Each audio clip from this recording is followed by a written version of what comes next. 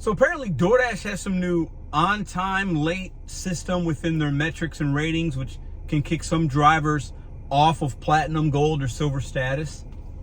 I've seen a few people talk about it. Many of you guys have sent me this. As you know, full disclosure, transparency, I don't do DoorDash anymore. But it doesn't mean I can't talk about it and give you my opinion as to why they're doing this. Welcome back to Mr.BetonYou. So after looking at some Reddit forums, that's scary, and watching a couple of videos and reading a couple of emails, I'm going to give you what's happening here. We know that these companies, DoorDash in particular, changes a lot within their systems to benefit consumers and or them meaning their shareholders, because they want to have as many deliveries completed and on time to give the consumers a better experience. Full stop, period. That's their business. That's what it is. Okay? And some of the things that they do is hypocritical of that, but that's another video. And drivers are kind of left holding the bag of doo-doo in their hands as now I'm going to get kicked off this. I'll get a contract violation. I might get deactivated. Oh, I can't control the merchant. I can't control if there's a gate code. We'll get into that too in a minute. I'm going to tell you exactly why they're doing this, though. I'm going to tell you exactly why. Exactly why.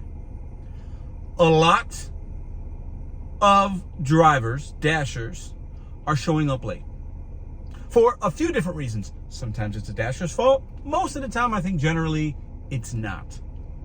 But when things show up late and customers complain, DoorDash has to give refunds out, credits, whatever.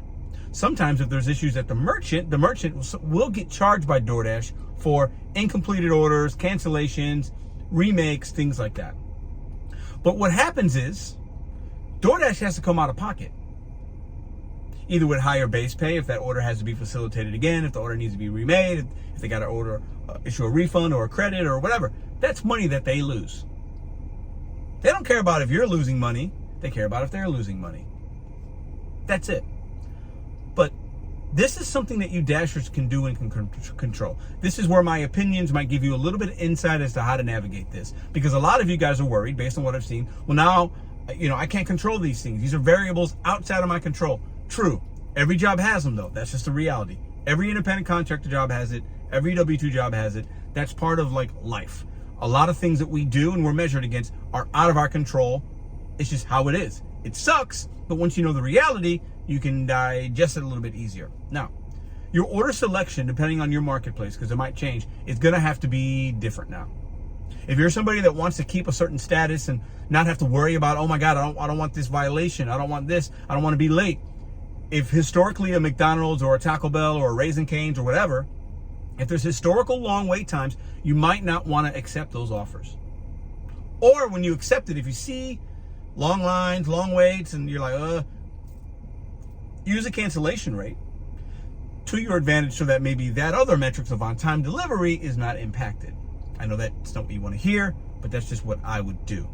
Now, order selection is going to be key for some of you guys that are worried about that, and not selecting orders and accepting orders from merchants that historically have long wait times.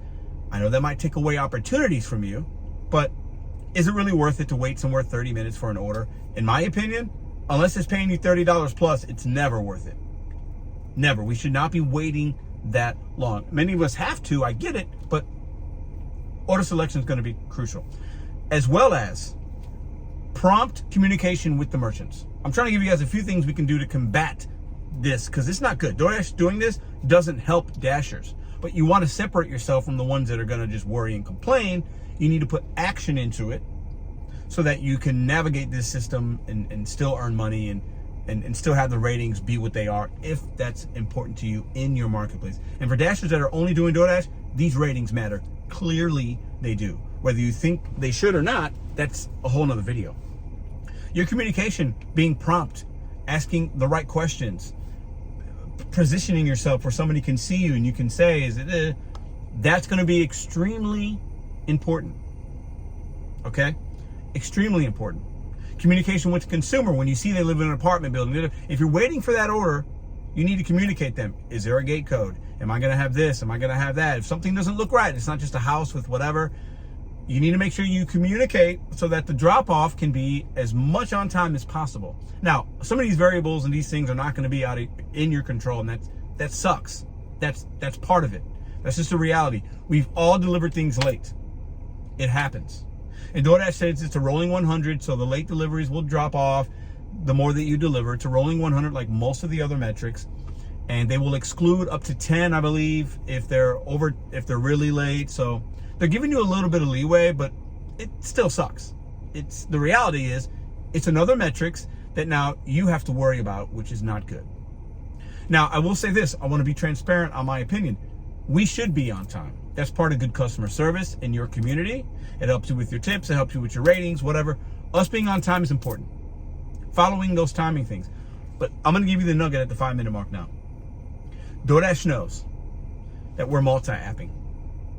DoorDash knows that many of us have gamed the system and saying, oh, well, I'm just going to go ahead and pick up this Uber Eats too. I'm going to do this quick Instacart. I'm going to do this. And some of us are holding orders and they're really late. Especially ones that might not have a tip. You're like, I don't care about getting that there. You know what? I'm going to pick up this Chick-fil-A too. And I got this DoorDash. They know that. And I'm not advocating against it, but they know it. So this is their way to say, you know what? We want you to focus on this app. We don't want you distracted. We don't want you delivering other things. And this is a part of it. They want to keep Dashers engaged on their app and their app only, focused on that delivery at that time and not having any other blinders on, or having blinders on and not worrying about another app's money and deliveries. I believe that's part of this equation here. Now, let me go a little bit deeper. Now that we know, well, now that you know why I think DoorDash is doing this, what are some of the things you can do that I haven't mentioned already? Obviously, a quick breakdown. Order selection, historical restaurants that have long wait times, unless it's really, really, really worth it, you might not be able to accept it. And you're going to have to look at that number and see how fluid that is, and it's going to be fluid. Or if I take this, oh my God, this Taco Bell at 11 a.m. or 11 p.m., there's drive-through, you might be late. And that sucks, and there's nothing you can do about it. But accept and decline, you can control that. But then some would argue, well, now if I decline too much, my rating is going to go down. That's part of the game that they're playing with you guys. Now, I think we need the metrics. We need ratings on all the apps. They all have them. But this is another reason why I don't do DoorDash. Some of you, this is my last piece of advice in what you could do. You might need to throw the app, like you might need to give it less time.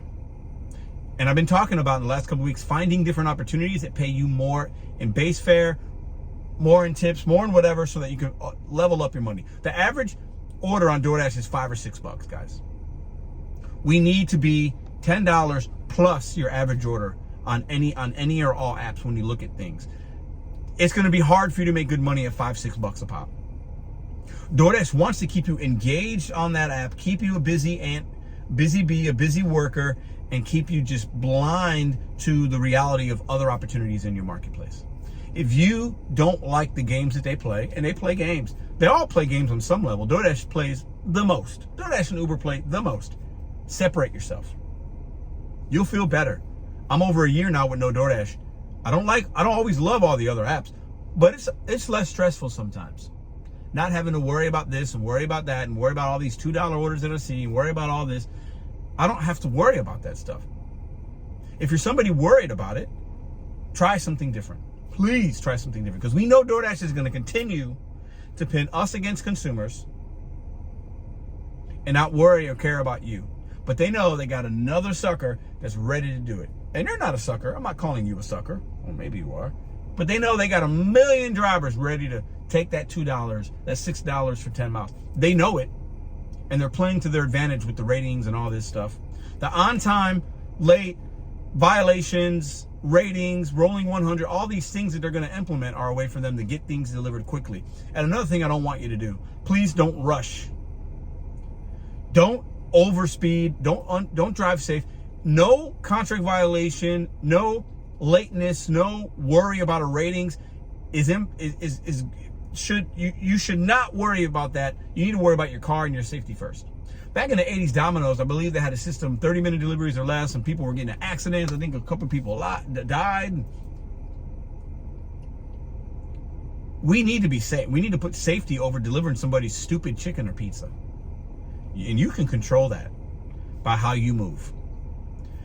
They want you to do these things quick and just work their app, but you don't have to play that game. And I beg of you to look at other opportunities. For some of you, this might be your way out of DoorDash or out of these apps and how they play games. Because you don't want to be rushing and making bad decisions. And that they want you not thinking. I need you guys to start thinking. I'll leave you with that.